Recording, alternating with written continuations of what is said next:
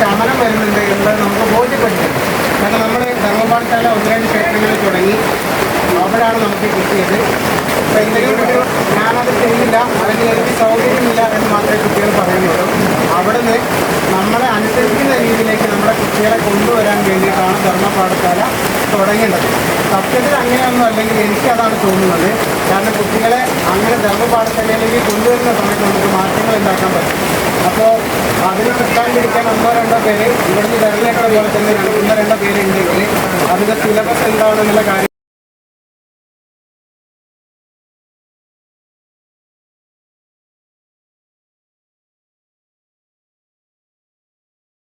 വ്രതം അത് വലിയ വലിയ പണ്ഡിതന്മാരിൽ ഇന്ത്യയിൽ അറിയപ്പെടുന്ന ക്ഷേത്ര സംബന്ധമായിട്ടും ആത്മീയ അറിയപ്പെടുന്ന ഗുരുവര്യന്മാരായിട്ടുള്ള പണ്ഡിതന്മാരൊപ്പം കൂടെ നിന്ന് പഠിച്ച് ജീവിച്ച് പഠിച്ചുള്ള ആർജിച്ചുള്ള അറിവ്, അതുപോലെ ഇംഗ്ലീഷ് ഗ്രന്ഥങ്ങളും സംസ്കൃത ഗ്രന്ഥങ്ങളും ഒക്കെ അദ്ദേഹം പഠിച്ചു ഇതിന് ഈ ഗ്രന്ഥം രചിക്കാൻ വേണ്ടിയിട്ട്. എന്നിട്ട് ആ അറിവുകൾ വെച്ചിട്ടാണ് ഞാൻ ഈ പറഞ്ഞ തന്ത്രവിദ്യയും ഇതൊക്കെ അടങ്ങിയിട്ടുള്ള ക്ഷേത്ര ചൈതന്യ രഹസ്യം എന്ന് പറയുന്ന ഗ്രന്ഥം അദ്ദേഹം എഴുതിയിട്ടുള്ളത്. ഇപ്പോൾ നമുക്ക് എന്തൊരു സംശയം, നമ്മുടെ ക്ഷേത്രത്തിൽ നമുക്ക് കുടിവരം ഒന്ന് കേടുവന്നു, അത് നന്നാക്കാൻ എന്ത് ചെയ്യണം, അല്ലെങ്കിൽ വീണ്ടും സ്ഥാപിക്കാൻ എന്തൊക്കെയാണ് വേണ്ടതെന്ന് പറഞ്ഞാൽ അതിൽ വളരെ വ്യക്തമായിട്ട് പറയുന്നുണ്ട്. അതിൻ്റെ തുടക്കം മുതൽ അവസാനം വരെ എന്താണെന്നുള്ളത് ആ കാര്യത്തിൽ പിന്നെ ആർക്കൊരു സംശയമില്ല.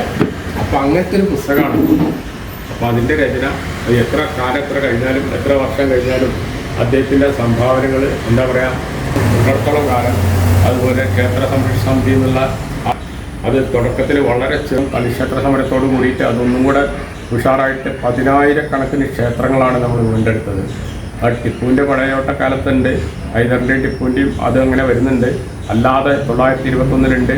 അതല്ലാതെ ജന്മിമാരായിട്ടുള്ള മറ്റ് മതസ്ഥരായിട്ടുള്ള തകർക്കപ്പെട്ട ക്ഷേത്രങ്ങളുണ്ട്.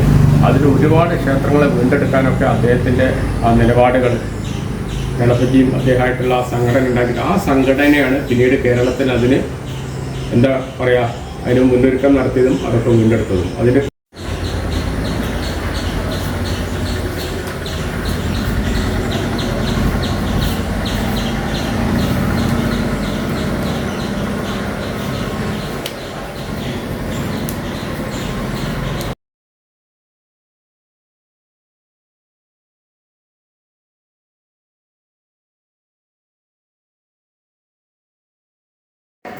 സ്വാഗതം പറഞ്ഞുകൊണ്ടു അധ്യക്ഷ സ്ഥാനത്തേക്ക് നമ്മളെ സുധധ്യക്ഷരെ ക്ഷണിച്ചു.